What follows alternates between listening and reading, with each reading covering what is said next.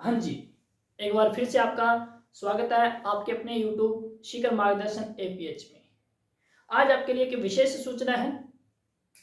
अब राजस्थान इतिहास की वीडियो के साथ आपको पीडीएफ भी उपलब्ध होगी। पीडीएफ उपलब्ध किस पे होगी? तो उसके लिए आपको कांटेक्ट करना होगा मुझसे 8890610479। ये मेरा क्या है, व्हाट्सएप नंबर है। आप इस व्हाट्सएप नंबर को रवि सर अनूपगढ़ के नाम से क्या करोगे, अनूपगढ़ के नाम से क्या करोगे, सेव करोगे।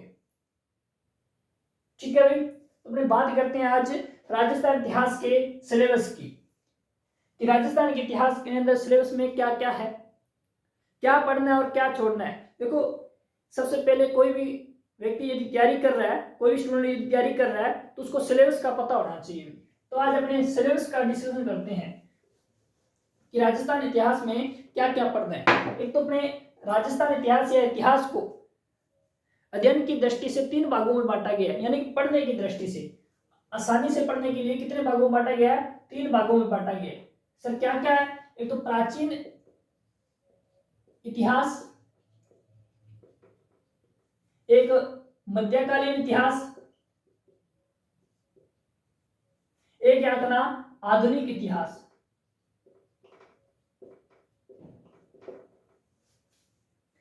याद रखना राजस्थान इतिहास को भी कितने भागों में बांटा गया है? 3 भागों में बांटा गया है। प्राचीन इतिहास में राजस्थान का कौन सा टॉपिक आएगा? क्या कहना, प्राचीन इतिहास में राजस्थान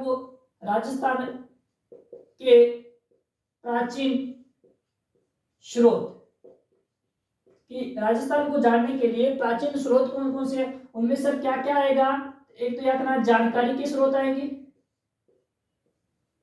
कौन कौन से अभिलेख है उनके बारे में पढ़ेंगे, प्लस में शिलालेख उनके बारे में पढ़ेंगे, याद रखना, और सिक्कों के बारे में पढ़ेंगे। दूसरा टॉपिक इसमें क्या आता है? अगर प्राचीन इतिहास राजस्थान के अंदर दूसरा टॉपिक रहता है प्राचीन सभ्यताएं,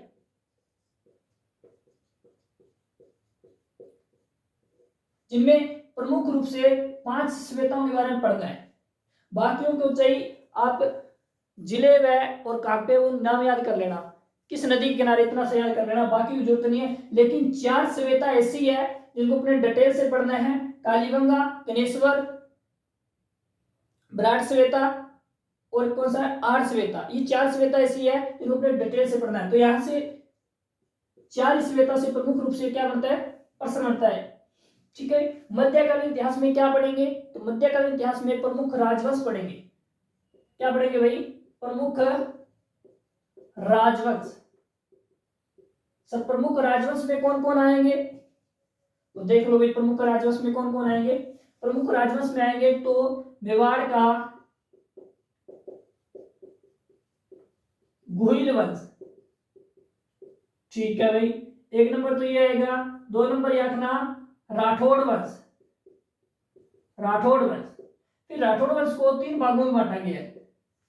कौन कौन से? एक तो पढ़ेंगे अपने मारवाड़ के राठौड़, एक पढ़ेंगे बीकानेर के राठौड़, एक पढ़ेंगे अपने किशनगढ़ के राठौड़।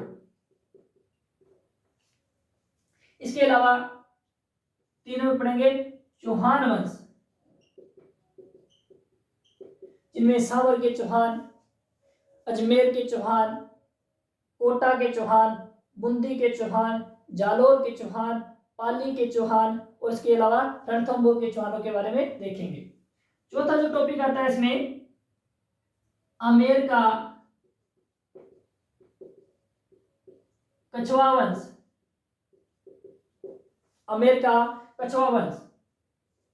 5वां जो टॉपिक है राजस्थान का प्रतिहार वंश।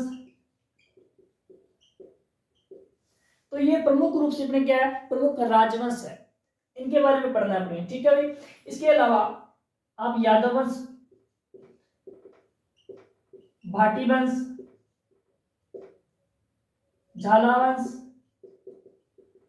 और पिंडारी वंश, थोड़ी थोड़ी बात इनकी भी आ सकती है। तो प्रमुख रूप से मेवाड़, राठौड़, चौहान, आमेर और प्रतिहार। तो याद रखना आधुनिक इतिहास में क्या पढ़ेंगे, आधुनिक इतिहास में, आधुनिक राजस्थान के इतिहास में क्या पढ़ेंगे, तो आधुनिक राजस्थान इतिहास में पढ़ेंगे सबसे पहले 1857 की क्रांति, इसके अलावा एकीकरण, इसके अलावा प्रजामंडल आंदोलन, प्रजामंडल आंदोलन, जनजाति आंदोलन, जनजाति आंदोलन, इसके अलावा किसान आंदोलन, इसके अलावा 1857 क्रांति, एकीकरण, प्रजामंडल आंदोलन, जनजाति आंदोलन, किसान आंदोलन, इसके अलावा प्रमुख क्रांतिकारी और क्रांतिकारियों के संगठन, ये प्रमुख रूप से याद करेंगे अपने। तो ये राजस्थान इतिहास का सिलेबस है जिनमें सर्वोधिक प्रश्न पूछे जाते हैं राजस्थान के प्राचीन इतिहास से, और उसके बाद जो सर्वोधिक प्रश्न आते हैं परीक्षा में किससे आते हैं, आधुनिक राजस्थान के आते हैं।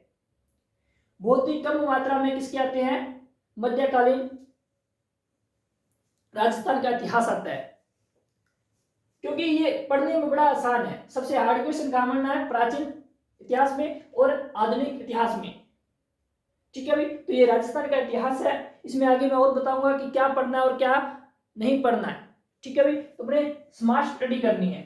तो अब अपने प्रत्येक एक एक टॉपिक को लेके चलेंगे प्रत्येक वीडियो में, और साथ में उसकी क्या होगी, आपको पीडीएफ भी उपलब्ध होगी, ठीक है भाई। तो आशा करता हूं आपको ये सिलेबस समझ में आया होगा।